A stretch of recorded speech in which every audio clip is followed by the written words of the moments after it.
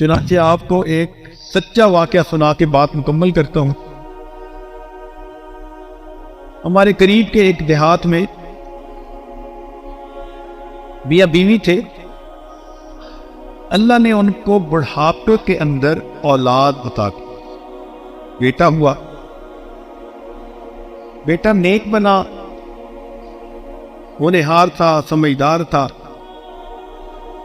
حتیٰ کہ وہ بچہ انجینئر بن گیا، شہر میں اس کی نوکری لگ گئی۔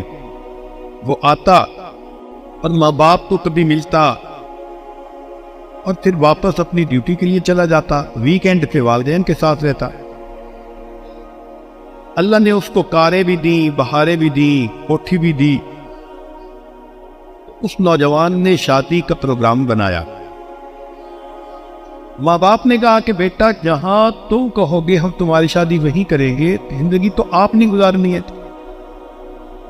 شہر کا ایک بڑا شریف گھرانہ تھا، ان کے ہاں ایک بیٹی تھی، جوان العمر تھی، شکل اچھی تھی، عقل اچھی تھی، تعلیم یافتہ تھی۔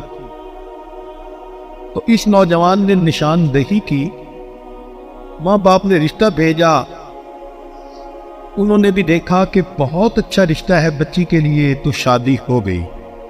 اب وہ بچی شادی کے بعد دیہات میں آئی، چند دن تو رہی، چند دن کے بعد وہ کہنے لگی جی مجھ سے تو دیہات میں نہیں رہا جاتا۔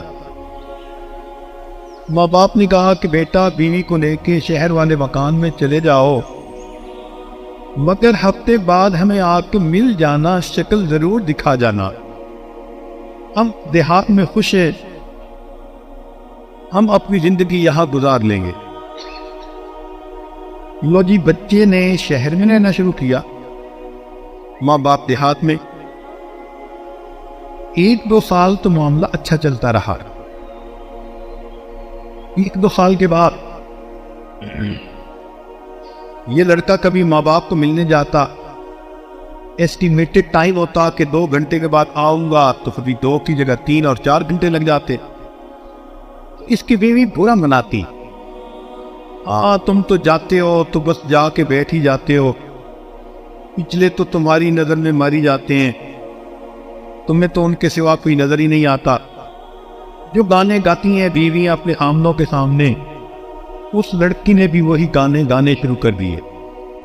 یہ شریف انسان تھا، سمجھاتا، مگر بیوی وقت کے ساتھ ساتھ زیادہ اعتراض کرتی گئی، حتیٰ کہ ایسا وقت آیا کہ جب یہ ماں باپ کو ملنے جاتا تو بیوی خواہ مخواہ کا جھگڑا کھڑا کر دیتی۔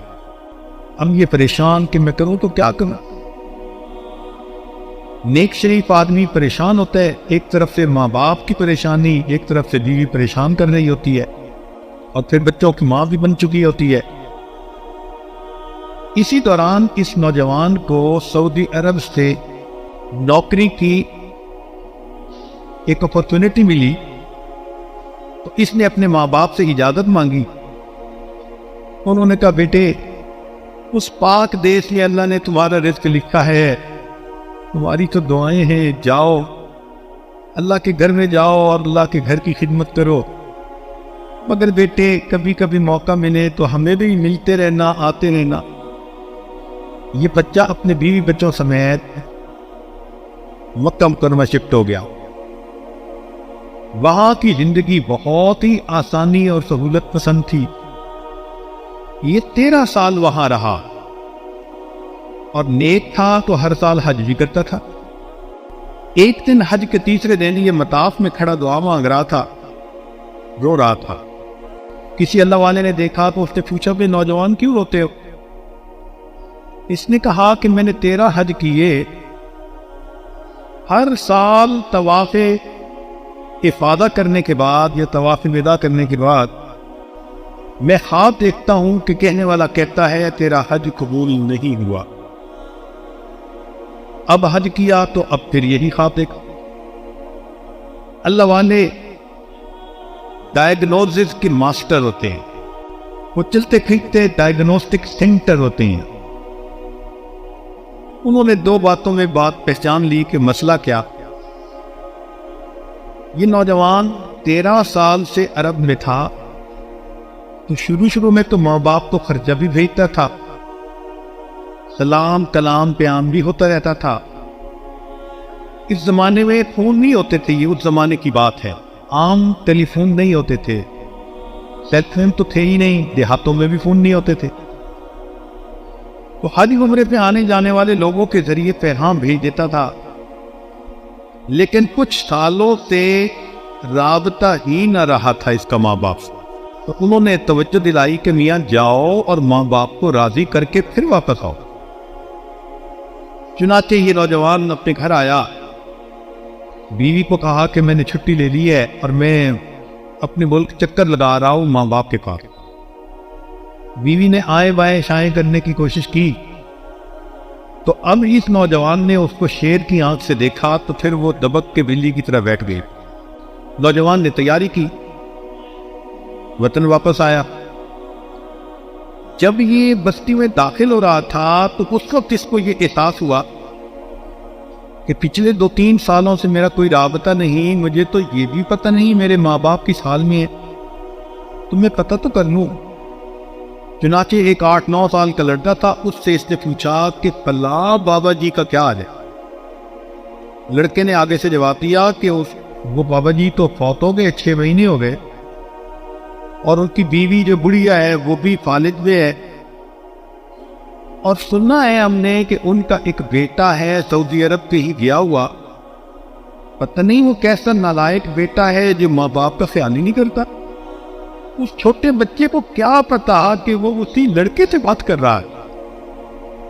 بات کر کے لڑکا تو چلا گیا، لیکن اس کے دل کے تار چھیڑ گیا۔ اب اس کو ندامت ہوئی کہ میں نے واقعی بہت بڑی خطا کی۔ اب سوچ رہا ہے کہ ابو تو فوت ہو گئے، میں امی کے پاس جاؤں گا تو امی تو مجھے دیکھنا گوارا نہیں کریں گی، امی تو مجھے گھر سے نکال دیں گی، بات تک میرے ساتھ نہیں کریں گی۔ تو کوئی بات نہیں، میں امی کو پاؤں پکڑ کے منا لوں گا، میں لپٹ جاؤں گا۔ اب یہ پلاننگ کرتا پھر رہا ہے۔ گھر پہنچا، دروازہ کھلا تھا، اندر چلا گیا۔ کیا دیکھتا ہے کہ صحن میں چارپائی بچھی ہوئی ہے اور اس کی والدہ لیٹی ہوئی ہے۔ اس کے دل میں یہ بات آئی کہ ممکن ہے کہ امی سوئی ہوئی ہو تو میں جگاتا نہیں، انتظار کر لوں گا۔ چنانچہ یہ درزے پاؤں ذرا قریب ہوا کہ دیکھوں تو صحیح۔ جب بستر کے قریب ہوا تو اس نے دیکھا اس کی ماں نے ہاتھ اٹھائے ہوئے تھے اور وہ دعا مانگ رہی تھی۔ اس نے قریب ہو کے سنا، امی کیا دعا مانگ رہی ہے؟ تو ماں یہ دعا مانگ رہی تھی، اللہ میرا خامد دنیا سے چلا گیا، میرا ایک ہی تو بیٹا ہے، بخیریت اسے واپس بھیج دینا تاکہ جب میری موت آئے تو مجھے قبر میں اتارنے کے لیے کوئی میرا بھی محرم موجود ہو۔ ماں یہ دعا کر رہی ہے کہ اللہ میرے بیٹے کو بخیریت واپس بھیج دینا کہ اگر میری موت آئے تو مجھے قبر میں اتارنے کے لیے کوئی میرا بھی محرم موجود۔ جب اس نے پوچھا سنا تو کہنے لگا، امی میں آ گیا ہوں۔ والدہ چونک اٹھی، بیٹا تم آ گئے؟ ہاں۔ ماں نے جواب دیا، بیٹا موتیا بند آ چکا، میری بینائی نہیں، میں تمہارا چہرہ تو نہیں دیکھ سکتی، آؤ قریب ہو جاؤ، میں تمہارے چہرے کا بوسہ لوں، میں تمہارے جسم کی خوشبو لوں۔ تو ماں ہوتی ہے، ماں کو منانا بہت آسان کام ہوتا ہے۔ اللہ رب العزت والدین کو بھی نیک بننے کی توفیق دے اور اولاد کو بھی ماں باپ کی قدردانی کی توفیق دے دے، اور جو غلطیاں کوتاہیاں ہوئی ہم کسی دنیا میں ان سے معافی مانگ لیں اور آئندہ نیکوکاری کی زندگی گزارنے کا دل میں ارادہ کر لیں۔ وآخر دعوانا ان الحمد للہ رب العالمین۔